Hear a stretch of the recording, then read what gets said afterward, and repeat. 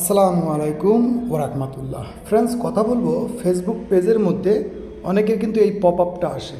এখন এটা কী জন্য আসে আর এটা কীভাবে সলভ করতে হয় এই ভিডিওতে কমপ্লিটলি কথা বলবো। অর্থাৎ আপনার পেজের মধ্যে যদি এই মুহূর্তে এই পপ আপটা ওপেন হয়ে থাকে, অর্থাৎ your page is no longer recommendable, এর অর্থ আছে আপনার পেজটা এই মুহূর্তে রিকমেন্ডেশনে নেই। অর্থাৎ আপনি যে পোস্টগুলো করতেছেন, যে ভিডিওগুলো আপনি আপলোড করতেছেন সেটা কিন্তু ফেসবুক রিকমেন্ডেশনে পাঠাচ্ছে না। অর্থাৎ যে পরিমাণ ভিউ আসার কথা সে পরিমাণ ভিউ আসবে না। অর্থাৎ দেখবেন যে আস্তে আস্তে প্রতিনিয়তই দেখবেন আপনার পেজের রিচ ডাউন হতে থাকবে। কারণ কি, আপনি যে ফেসবুকের যে টার্মস অ্যান্ড পলিসি এগুলো ফলো করতেছেন না। যদি নিচে এই আর্টিকেলটা দেখেন তো এখানে বুঝতে পারবেন যে এখানে ফেসবুক বলে দিচ্ছে যে আপনি ফেসবুকে যে রুলস রেগুলেশন আছে এগুলো আপনি ফলো করতেছেন না, যার কারণে কিন্তু আপনার পেজের রিকমেন্ডেশন, অর্থাৎ আপনার পেজে যে 10,000 ফলোয়ার্স আছে আর আপনি যখন ভিডিওটা আপলোড করবেন তখন ফেসবুক কিন্তু আপনার ফলোয়ার্স ব্যতীতও অধিকাংশ মানুষের কাছে এটা রিকমেন্ড করে, দেখায় যে এগুলো দেখো। তো সেখানে কিন্তু এই জিনিসটা বন্ধ করে রাখা হয়েছে। ওকে, তো এটা কিন্তু অধিকাংশ বলতে পারেন যে যদি কোনো প্রাইভেসি ভঙ্গ হয় সে কারণে হয়।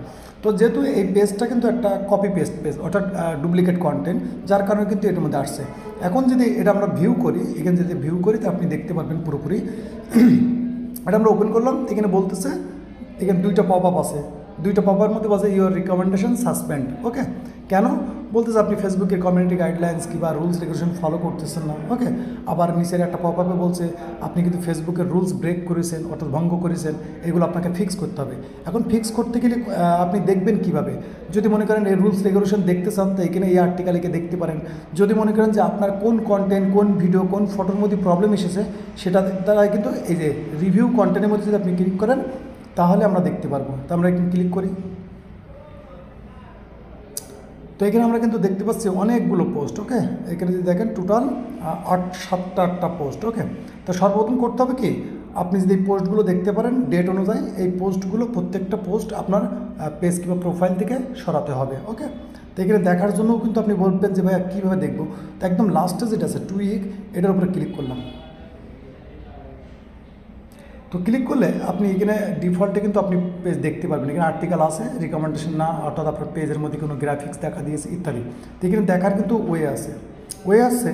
এক হচ্ছে আপনি সরাসরি আপনার প্রোফাইল কিংবা আপনার কোন প্রবলেম সেই কন্টেন্টও দেখতে পারবেন।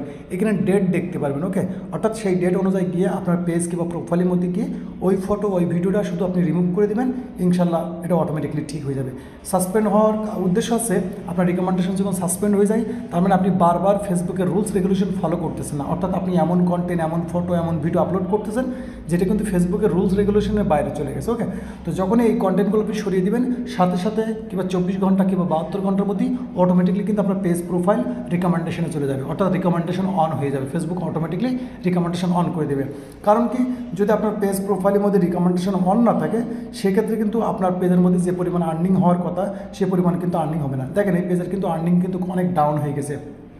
প্রথম থেকে কিন্তু ভালো রিকমেন্ডেশন ছিল, ভালো পরিমাণ আর্নিং ছিল, কিন্তু এক পর্যায়ে যখনই রিকমেন্ডেশন সাসপেন্ড হয়ে যায় তখন থেকে কিন্তু আর্নিং আস্তে আস্তে ডাউন হয়ে যায়। এখানে যদি আমরা 90 দিনে দেখি তো 90 দিনে কিন্তু আর্নিং অনেক কম। কারণ কি, এই পেজ এই মুহূর্তে রিকমেন্ডেশনে নেই, অর্থাৎ যে পরিমাণ আর্নিং করার কথা সেই পরিমাণ কিন্তু আর্নিং করতে পারছে না। কারণ পেজ কিন্তু যে আপনার কন্টেন্টগুলো বিভিন্ন মানুষের কাছে পৌঁছচ্ছে না। এই জন্য বলবো যাদের এই প্রবলেমগুলো আছে চাইলে আপনি আপনার এই যেভাবে দেখলাম এই স্টেপগুলো ফলো করে আপনি আপনার পেজের যে প্রবলেমগুলো আছে সলভ করে দেবেন, ইনশাল্লাহ খুব দ্রুত আবার সমাধান হয়ে যাবে। কারণ এইগুলো অধিকাংশ ডুপ্লিকেট কন্টেন্টের উপরে দেখা দেয়। আর আপনি যদি দেখেন অরিজিনাল কন্টেন্ট তাও হয়তো আপনার কোনো না কোনো ভুল ত্রুটি আছে, সেগুলো সংশোধন করে নেবেন, এটা ইনশাল্লাহ অটোমেটিকলি ঠিক হয়ে যাবে। ওকে, তো ভিডিও চলে এই ভিডিও ভালো লাগলে লাইক, কমেন্ট, শেয়ার করে দেবেন। অবশ্যই আপনাদের মূল্যবান মতামত কমেন্ট করে জানাতে পারেন। ততক্ষণ ভালো থাকবেন এবং নিজের খেয়াল রাখবেন। আল্লাহ হাফেজ।